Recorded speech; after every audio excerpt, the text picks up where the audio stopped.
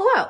I know I already responded in the comments, but there just wasn't enough space, and I took a shower and then was thinking about it. And I wanted to add, I know a lot of people will like recommend books, or like people will ask what books. I don't have any book recommendations, just like throwing that out there to begin with. I have a couple of books that are cool, but I don't have, or at least when I was first like trying to research and stuff, especially then, I didn't have the attention span for books. So I learned some stuff growing up, like how to work with like crystals and things, and, you know, appreciate nature and energy work, like protection from spirits and things. But the majority of the rest of the stuff that I learned was honestly through like YouTube videos and Tumblr and a little bit of TikTok and stuff. And then kind of just like trying things out and figuring out what worked best for me. And I know some people are gonna say like, oh, that's not like a valid way to research. Like you need to like make sure listen, I wasn't just following one YouTuber and being like, oh, what she just said, yes, that must be accurate. I was still watching like a bunch of different videos from different people on the same topics. And then like recording that down in my book of shadows, which by the way, highly recommend that. It doesn't matter what kind of book.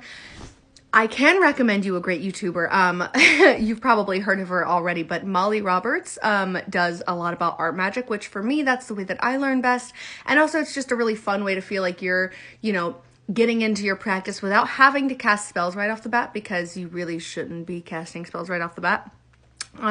One thing I will say, and I said this a little bit in the comments, was like find something that makes you like, you know, like light up, like exclamation points, and then explore that. For me, because I was so excited about herbs more than like, I mean, I like crystals and stuff, but herbs also were just always the top thing for me, and kitchen witchcraft was an easy way to start practicing. Like my coffee pot became my cauldron for a while, things like that, especially because I didn't have much money. Still don't, but lost my train of thought, got it back. Find like something that makes you excited, and then find one thing. Like for me with herbs, I wanted to work with rosemary because it was like an herb that I really liked the smell of. We grew it growing up, whatever. So I started learning about the properties of that and then incorporating it into my magic. And that is the most powerful way that you can start working with energies.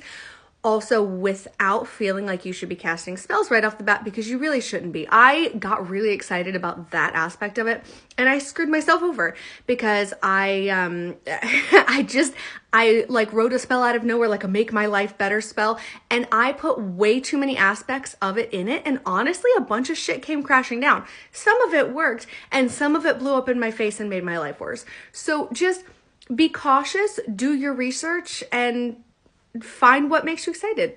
Yeah.